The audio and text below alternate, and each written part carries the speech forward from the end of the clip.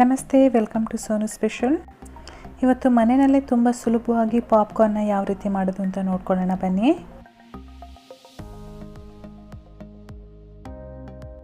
ನಾನಿಲ್ಲಿ ಸ್ಟವ್ ಮೇಲೆ ಒಂದು 5 ಲೀಟ್ರ್ ಕುಕ್ಕರ್ ಇಟ್ಕೊಂಡಿದ್ದೀನಿ. ಅದಕ್ಕೆ ಸುಮಾರಾಗಿ 2 ಟೀ ಸ್ಪೂನಷ್ಟು ಎಣ್ಣೆನ ಹಾಕ್ಕೊಳ್ತಾ ಇದ್ದೀನಿ. ನಾವು ಹೊರಗಡೆ ತೊಗೊಂಡು ತಿನ್ನೋದಕ್ಕಿಂತ ಈ ರೀತಿ ಮನೆಯಲ್ಲೇ ಮಾಡ್ಕೊಂಡು ತಿಂದರೆ ಹೆಲ್ತಿಗೆ ತುಂಬಾ ಒಳ್ಳೆಯದು. ಎಣ್ಣೆ ಚೆನ್ನಾಗಿ ಬಿಸಿ ಆದಮೇಲೆ ನಾವು ಇದಕ್ಕೆ ಕಾರ್ನ ಸೇರಿಸ್ಕೊಳ್ಳೋಣ. ನೋಡಿ, ಈ ರೀತಿಯಾಗಿರುತ್ತೆ ಜೋಳ. ತುಂಬ ಚಿಕ್ಕದಾಗಿರುತ್ತೆ, ತುಂಬ ದೊಡ್ಡದೆಲ್ಲ ಯೂಸ್ ಮಾಡೋಕ್ಕೆ ಹೋಗಬೇಡಿ ಇದಕ್ಕೆ. ಇದು ನಿಮಗೆ ಸೂಪರ್ ಮಾರ್ಕೆಟಲ್ಲೆಲ್ಲ ಸಿಗುತ್ತೆ. ಎಣ್ಣೆ ಒಳಗಡೆ ಹಾಕಿದ ಮೇಲೆ ಚೆನ್ನಾಗಿ ಒಂದ್ಸರಿ ಮಿಕ್ಸ್ ಮಾಡ್ಕೋಬೇಕು.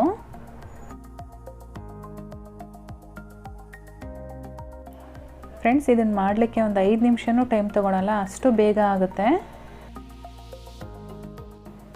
ನೋಡ್ತಾ ನೋಡ್ತಾ ಇದ್ದಂಗೆ ಹಾಗೆ ಹೂ ಥರ ಹರಳ್ತಾ ಇರುತ್ತೆ.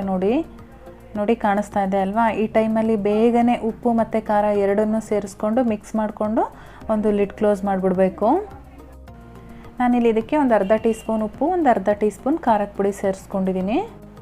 ಇದೇ ರೀತಿ ಓಪನ್ ಆಗಿಬಿಟ್ರೂ ಆಗುತ್ತೆ, ಆದರೆ ಹೊರಗಡೆ ಎಲ್ಲ ಆರುತ್ತೆ ಅನ್ನೋ ಕಾರಣಕ್ಕೋಸ್ಕರ ಲಿಡ್ ಕ್ಲೋಸ್ ಮಾಡೋದು. ಈ ರೀತಿ ಚೆನ್ನಾಗಿ ಮಿಕ್ಸ್ ಮಾಡಿಕೊಂಡು ಲಿಡ್ ಕ್ಲೋಸ್ ಮಾಡೋಣ.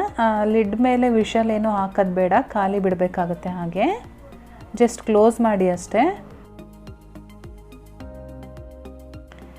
ಇವಾಗ ಅದು ಪಟಪಟ ಅಂತ ಸಿಡಿತಾ ಇರುತ್ತೆ. ಆ ಸೌಂಡು ನಿಲ್ಲೋವರೆಗೂ ನೀವು ವೆಯ್ಟ್ ಮಾಡಬೇಕಾಗತ್ತೆ ಅಷ್ಟೇ. ವಿತಿನ್ 1 ಮಿನಿಟಲ್ಲೆಲ್ಲ ಅದು ರೆಡಿ ಆಗುತ್ತೆ.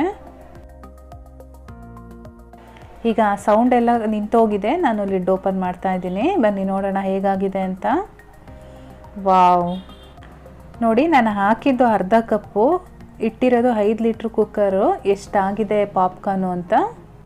ನಿಮಗೇನಾದರೂ ಸ್ಪೈಸಿಯಾಗಿರಬೇಕು ಅಂತ ಅನಿಸಿದ್ರೆ ಇವಾಗ ಸಪ್ರೇಟಾಗಿ ನೀವು ಒಂದು ಎಣ್ಣೆ ಹಾಕ್ಕೊಂಡು ಒಂದು ಬಾಣಲೆಯಲ್ಲಿ ಸ್ವಲ್ಪ ಉಪ್ಪು, ಖಾರ, ಅರಿಶಿನ ಪುಡಿ ಎಲ್ಲ ಸೇರಿಸ್ಕೊಂಡು ಅದರೊಳಗಡೆ ನೀವು ಮತ್ತೆ ಫ್ರೈ ಮಾಡ್ಕೋಬೋದು. ನಮಗೆ ಇಷ್ಟೇ ಸಾಕಪ್ಪ ಅನ್ನೋದಾದರೆ ಹಾಗೆ ತಿನ್ಬೋದು.